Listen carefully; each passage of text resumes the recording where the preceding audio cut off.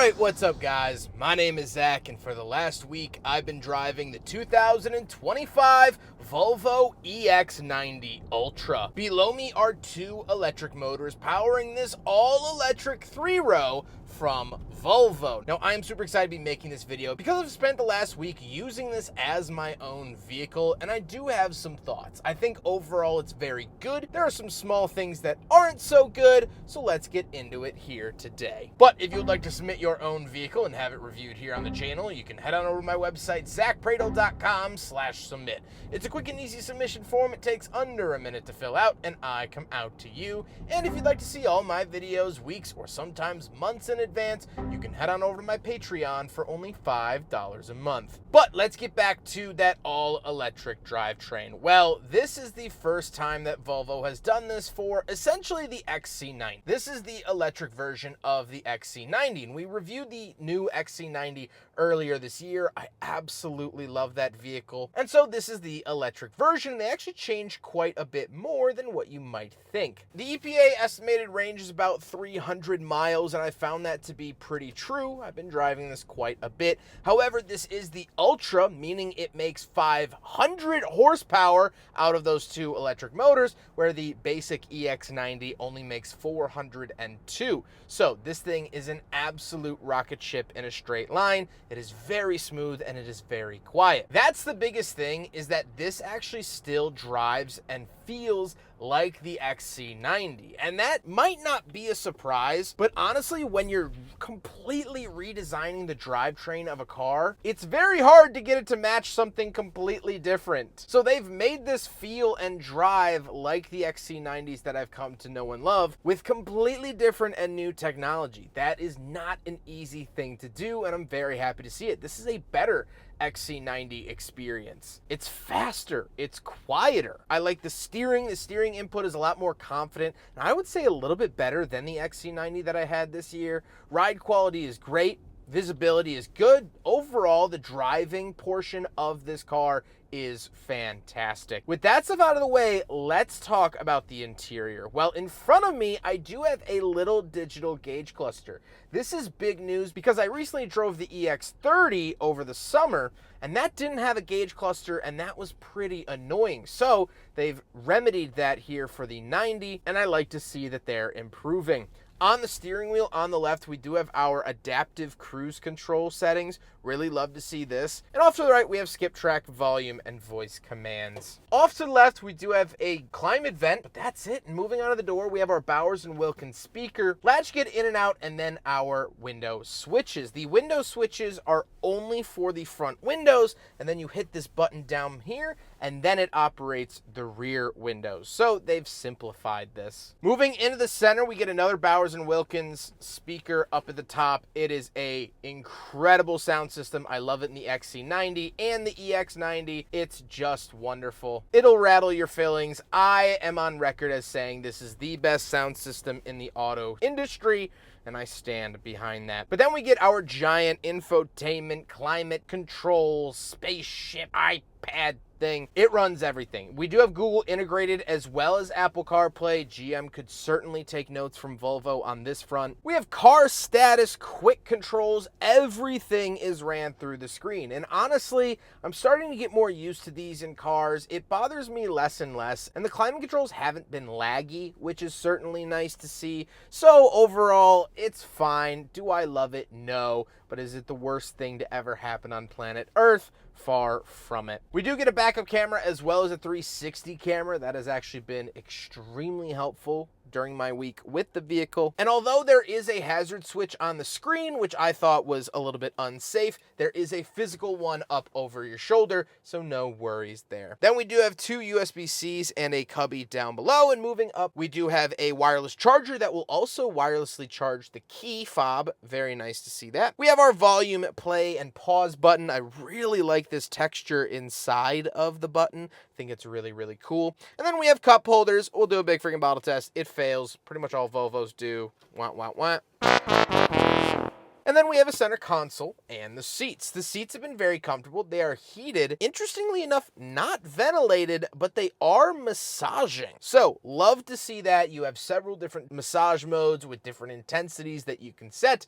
I have turned this on every single time I've gotten in the car, and it is superb. It's just that wonderful, wonderful premium experience. And that's what I do have to say about the rest of the interior. The interior feels very premium. It feels like an upscale hotel. It feels like I'm staying in the 5-star Ritz-Carlton, and I like the different materials. I do like the simplicity look, albeit function might be otherwise, but I like the look of the overall interior and this wood grain on the dash. At night, the light actually comes through the wood grain. Very, very cool to see that touch that you wouldn't have noticed otherwise. However, with the interior, we do have 2 more rows of seating. The EX90 is the 3-row, so let's go do some backseat reviews. All right, so we're in the 2nd row of the EX90, and something interesting to note is that the XC90 that we had earlier this summer, that'll be linked at the end of this video, actually had the 2 captain's chairs and 2 captain's chairs, so that was only the 6-passenger. This is now the 7-passenger because it has a middle seat. Down below, we do have our own heated seats. We get dual zone climate for the 2nd row as well, so it is a quad zone climate vehicle. 2 USB-Cs with venting down there. We have climate vents on the B pillars, so I can angle it right at my dome and get some nice hot or cold air. Still Bowers & Wilkins speakers back here. However, these grates are different than what are found on the XC90, and they're a lot less sharp.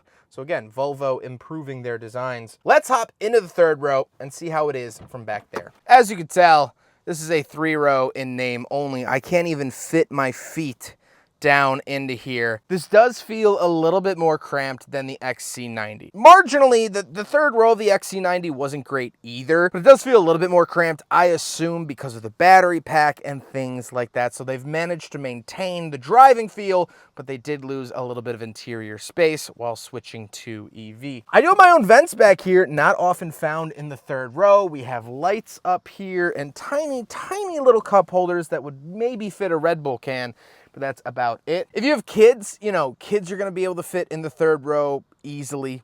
I'm not a kid, as you could obviously tell. I'm 5'11", not a small guy. And yeah, I don't really fit back here pretty much at all. So it is what it is. If you have a family, younger kids, you're going to be fine. If you plan on piloting around 7 full-size grown men to the remote control car store, I would probably find another vehicle for that.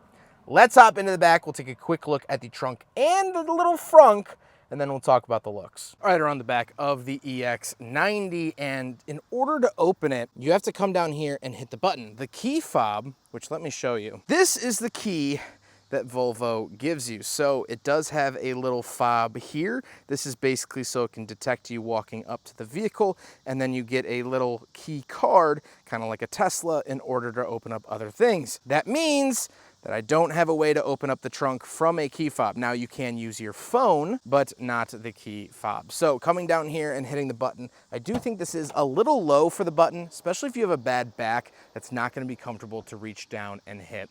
Once we are back here, a couple of things to note. We do have a 12-volt outlet over here. This is the driver's side floor mat, trying to keep that clean. And we have actually plenty of storage down here. Love to see all of that. That's pretty much it. I would have liked to have seen like a wall outlet back here because it is an EV and they can do that. But we do have some nice buttons over here to raise and lower these seats. Power, love to see that. Then you can bring them back up as well. With the touch of a button, touch it once and then it'll do it. Then you just have to pull the headrest back up. But also we can raise and lower the back end of the car using these buttons. So I'll put the camera down so you can get an idea of how low this bad boy goes. This makes it really, really easy to load stuff in and out of, and it does squat quite a bit. I mean, if we come around here, I mean, you could tell, like, just from the rear wheels and the front wheels, like, it looks like we're carrying a couple bodies in the trunk, which is nice. So if you're carrying something heavy, you need to get it a little bit lower, or if you have like an older dog, you know, they're not as spry as they used to be, jump in the back, things like that, and you can raise it right back up from here. But that is the trunk space of the EX90. However, if we come up front, we do get a small but mighty frunk. So there it is. That is the frunk space that you get. This is a wall outlet for the charger. Get some extra accessories and goodies there. That's also where your windshield wiper fluid is. But that's it. So nothing crazy. It's not a huge frunk, but for the size of vehicle, I think it's relatively acceptable, and I like it a fair amount. Close it back up just like a regular hood. There you go. Very nice. Would have liked to have seen that be power, especially for the $94,000 price tag, but hey, what can you do? Now we gotta talk about the looks, and I think this is another nearly slam dunk for the EX90. Let's get it out of the way. There is a radar sensor up on the top. It's not very pretty. However, back when they started doing radar sensors in like the late 2000s, early 2010s, there was a bunch of cars that didn't really know how to incorporate it. I have to imagine that this wasn't a part of the original plan of the EX90 and they added it somewhat last minute. I'm sure when they revise it in a couple years, this little taxi cab light will be gone. But overall, I think the look of the EX90 is great. It does look upscale. I love the color of it. It's not black, white, or silver. It's a little bit interesting. I love the rear end of it. I love the front end of it, and the front headlights, although they're not pop-up headlights, they do actually have some motorized functionality to them to sort of wake the vehicle up as you approach the vehicle with the key fob or key card in your pocket. It will turn the vehicle on. It has that sort of lifelike appearance to it, which is very fun. You know, it feels like the car is more than just a couple tons of metal, glass, and rubber. So very cool to see that. I overall like the exterior. I just don't love the roof. With all of that being said, let's get on to my final thoughts. What do I think driving the EX90 for the last week? Well, obviously, it's been a very luxurious and very comfortable week. I think this car does a lot of things really well. That driving feel is wonderful. It's quick, it's agile, it's fun to drive while also being comfortable to drive, and they hit the nail on the head with it feeling like the XC90 in that way. I think it looks good, and I think the interior overall feels very premium, as I mentioned. It feels like a nice hotel, and it's nice to see that center seat in the back, making this now a 7-passenger instead of 6. However, there are issues with this vehicle. They're small, but they're there. Why do I only have 2 window switches? What was wrong with 4?